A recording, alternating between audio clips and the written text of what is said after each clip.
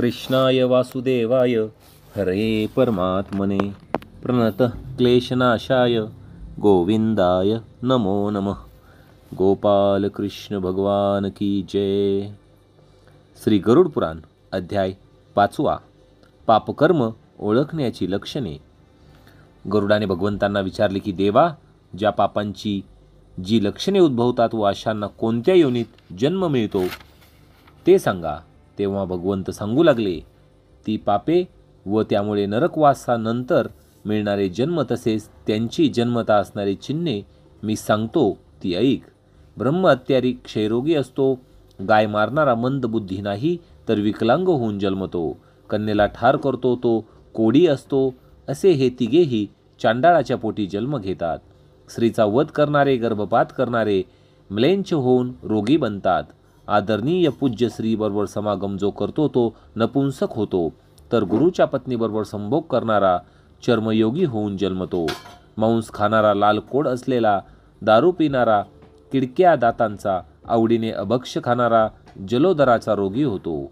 इतरांना न देता त्यांच्यासमोर एकट्यानेच जो मिष्टान्न खातो त्याला असा मुखरोग होतो की तो काही खाऊच शकत नाही। श्राद्धात अशुद्ध अन्नदान करणारा रंगीत कोडाचा होतो। अहंकारापोटी गुरुचा अपमान करतो तो अपस्मार म्हणजेच आकडी रोगाने पीडित होतो। वेद व शास्त्रांची निंदा करणारा पंडू रोगी होतो। खोटी साक्ष देणारा मुका होतो। पंक्ती प्रपंच करणारा चकणा होतो। कुणाच्या लग्नात मोडता घालणारा विना ओठांचा होतो, तर पुस्तक चोर जन्मांध बंधतो। गाय व ब्राह्मणास लात मारणारा लंगडा पांगडा होऊन जन्म घेतो। खोटारडेपणा करणारा तोत्रा व बोबडा जन्मतो। खोटे जाणूनही मिटक्या मारीत ऐकतो तो बहिरा जन्मतो। विषप्रयोग करणारा वेडा व उन्मत्त जन्मतो, तर आगी लावणारा टकल्या होतो। मांस विक्रेता भगेंद्राचा म्हणजेच रक्तीमुळ व्याधाचा रोगी होतो। मांस खाणारा रोगट असा जन्मतो। रत्ने चोरणारा नीच जातीत जन्मतो। सोने चोरणाऱ्यांची नखे कुजतात। धातूंची चोरी करतो तो दरिद्री असतो। अन्न चोरणारा उंदीर, धान्य चोरणारा शलभ नावाचा किडा, पाणी चोरणारा चातक पक्षी व विष चोरणारा विंचू होऊन जन्मतो। भाज्या चोरणारा मोर होतो। सुगंधी द्रव्य चोरणारा चिचुंदरी होतो। मध चोरणारा डास व मधमाशी होतो। मीठ चोरणारा मुंगी होतो। तांबूल, फुले, फळे चोरणारा जंगली वानर होतो। पादत्राणे, गवत व कापूस चोरणारा मेंढा होतो। दरोडखोरी व वाटमारी करणारा तसेच हौसेने शिकार करणारा खाटकाच्या अंगणात बकरा बनतो। विष पिऊन आत्महत्या करतो तो डोंगराळ भागात साप बनतो। आणि मनमानी करून वागतो तो निर्जन वनातील हत्ती होतो। नैवेद्य वैश्वदेव न करणारे, वाटेल तो पदार्थ खाणारे व निवड न करता खाणारे ब्राह्मण हे निर्जन अरण्यातील वाघ होतात। गायत्रीचे स्मरण सुद्धा न करणारा, संध्यावंदन न करणारा ब्राह्मण, त्याचप्रमाणे बाहेरून साधुत्व दाखवणारा पण मनाने कपटी असा ब्राह्मण हे सर्व बगळे होतात। अयोग्य ठिकाणी यज्ञ जो करतो तो ब्राह्मण गावठी डुक्कर बनतो। पैशाच्या लोभाने कोणताही यज्ञ करतो तो गाढव होतो। आणि मंत्रविरहित भोजन करतो तो कावळा होतो। पात्रता असलेल्या शिष्याला विद्या न देणारा ब्राह्मण हा बैल होतो। गुरुची सेवा न करणारा गाय, गाढव असा पशु होतो। गुरु समोर अरे रावी करणारा, वाद करून ब्राह्मणाला निरुत्तर करणारा असे दोघेही निर्जन अशा अरण्यात ब्रह्मराक्षस बनतात। दान देतो असे सांगून जो शब्द पाळत नाही तो कोल्हा बनतो। सत्पुरुषांचा आदर न करता उद्धटपणाने बोलतात ते आग्या सर्प बनतात।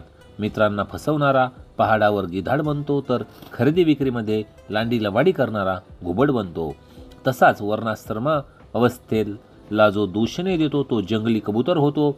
जो इतरांना आशा लावून फसवतो, प्रिय लोकात द्वेष पसरवितो व दुष्टपणाने पत्नीला टाकून देतो, असे तिघेही चक्रवाक पक्षी होतात।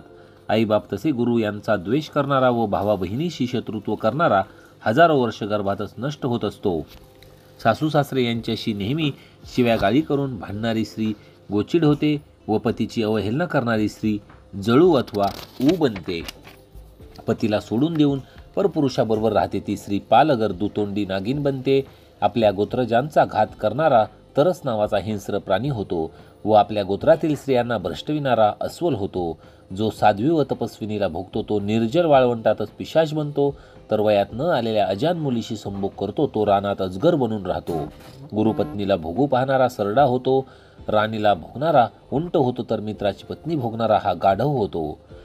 गुदा मैथून करणारा डुक्कर होतो, नीच स्त्रीचा पती बैल होतो आणि अति कामपिसाट माणूस कामांध घोडा होतो. मृताच्या 11व्या दिवशीचे अन्न खाणारा कुत्रा होतो. देवासमोरच्या पैशांनी उपजीविका चालविणारा ब्राह्मण कोंबडा होतो. जो नीच ब्राह्मण द्रव्यलोभाने देव पूजितो त्याला देवलक म्हणतात. असा माणूस देवकृत्य आणि पितृकार्य या दोन्ही कार्यात वर्ज्य आहे. असे देवलक पापापासून मिळणारे नरक भोगून कर्म संपली की या भूलोकी पुन्हा महापातकी असे जन्मतात. ब्रह्महत्या करणारा गाढवाच्या, उंटाच्या अगर रेड्याच्या जन्माला जातो. दारुड्या माणूस लांडगा कुत्रा अगर कोल्हा होतो. सोने चोरणारा किडा क्रोमी अगर पतंग होतो. गुरुच्या पत्नीशी संभोग करणारा हा गवत वेल अगर झाड बनतो. पर स्त्रीला बळजबरीने पळविणे, ठेवी बुडवणे व ब्राह्मणाचा पैसा लुबाडणे अशी पापे करणारा ब्रह्मराक्षस होतो. कपटी प्रेम दाखवून जर का ब्राह्मणाचे धन लुबाडले तरीही त्यापासून 7 पिढ्यापर्यंत वंशज पोळतात. धाकटपटशा करून अगर चोरी करून ब्राह्मणाचे द्रव्य हरण केले तर ते चंद्र व तारे असे तोपर्यंत जाळीत राहते. एक वेळ लोखंडाचा चुरा, दगडाचा चुरा किंवा विष पचेल, परंतु ब्राह्मणाचे धन त्रैलोक्यात कुणाला पचेल असे शक्य नाही. ब्राह्मणाचे द्रव्य वापरून पोसलेली जनावरे, नोकर चाकर व सैनिक हे युद्धप्रसंगी मातीच्या बंधाऱ्याप्रमाणे वाहून जातात. देवद्रव्य, ब्राह्मणाचे धन भोगणे व ब्राह्मणांचा उपमर्द करणे या गोष्टींमुळे वंश नष्ट होतो. आपल्या आश्रयाला असणाऱ्या वेद जाणणाऱ्या ब्राह्मणाला वगळून परक्याला दान दिले तर तो ब्राह्मणाचा उपमर्द ठरतो. वेदविरहित अशा ब्राह्मणाऐवजी अन्य वेदज्ञानी ब्राह्मणाला दान जर दिले गेले तर तो त्या अवैदिक ब्राह्मणाचा उपमर्द ठरत नसतो. कारण प्रज्वलित होमकुंडात हवन केले जाते, भस्मात हवन द्रव्ये ओतत नसतात. हे गरुडा, ब्राह्मणाचा उपमर्द करणारा क्रमाक्रमाने नरकवास भोगून शेवटी जन्मांध व दरिद्री असा उपसतो. तो सदैव भिकारीच राहतो, कधीही दाता बनत नसतो. जो दुसऱ्याला आपण दिलेली अगर दुसऱ्याने दिलेली जमीन हिसकावून घेतो तो 60,000 वर्षापर्यंत नरकातला जंतू बनतो. आपण दान देऊन ते परत काढून घेणारा प्रलय होई तोवर नरकातच राहतो. आपण दिलेली उपजीविका अगर भूमी यांचे रक्षण करावयास हवे, पण तसे न करता उलट जर आपणच ते बळकाविले तर लंगड्या कुत्र्याचा जन्म मिळतो. ब्राह्मणाला उपजीविका दिली तर 1,00,000 गायींचे दान केल्याचे फळ मिळते, पण त्याची उपजीविका लुबाडली तर वानराचा, कुत्र्याचा अगर माकडाचा आपल्याला जन्म मिळतो. हे पक्षीराजा, अशी ही पापकर्मांची लक्षणे व त्यांची फळे आहेत. ती शरीरधारी जीवांना प्राप्त होतातच. अशा प्रकारे दुष्कृत्य करणारी माणसे नरक यातना भोगूनही शिल्लक राहिलेल्या पापांमुळे वर सांगितलेल्या जन्मास जातात. प्रथम हजारो जन्मांपर्यंत जनावर बनून व कष्ट उपसून झाले की पक्षी होऊन ऊन, पाऊस व थंडी झेलतात. पुढे जेव्हा कधी त्यांचे पुण्य व पाप समसमान होते तेव्हा त्यांना मनुष्याचा देह मिळतो. स्त्री व पुरुष यांच्या मिलनामुळे जीव गर्भात प्रवेश करतो व आयुष्यभर दुःख भोगीत शेवटी मरून जातो. असे वारंवार जन्म व मरण यांचे फेरे चाललेले असतात. ते सर्व जीवांना व 4 योनीतील देहधाऱ्यांना अटळ आहेत. अशा प्रकारे कर्माच्या पाशात बांधलेले मर्त्य जीव कधी भूमीवर तर कधी नरकात असतात. असे एखाद्या घड्याळाच्या काट्याप्रमाणे माझ्या मायेच्या प्रभावामुळे सतत फेऱ्या करीत राहतात. दान न देणारा मनुष्य दरिद्री बनून जन्मतो व दरिद्र्यामुळे पुन्हा पापे करीत राहतो. पापामुळे पुन्हा नरकात जातो. असा चक्राकार फिरत तो बसतो. कर्म शुभ असो अगर अशुभ असो ते भोगल्याशिवाय नष्ट होत नसते. मग शतकोटी कल्प उलटले तरी ते भोगणे अटळ असते. तर लक्षात घ्या श्रोते हो, अतिशय सुंदर असा हा श्री गरुड पुराणचा अध्याय 5वा, पापकर्मांची लक्षणे व त्यांची फळे हा इथे समाप्त झाला आहे. आपण या अध्यायातून लक्षात घ्यायला पाहिजे की आपण आपले जे कर्म आहे ते चांगले ठेवले पाहिजे, जेणेकरून आपल्याकडून पाप ही होणार नाहीत आणि आपल्याला चांगला जन्म हा प्राप्त होईल. भेटूया लवकरच पुढच्या अध्यायात पापी जीवांचा जन्म व दुःखी जीवन याविषयीची माहिती घेऊन. गोपाल कृष्ण भगवान की जय.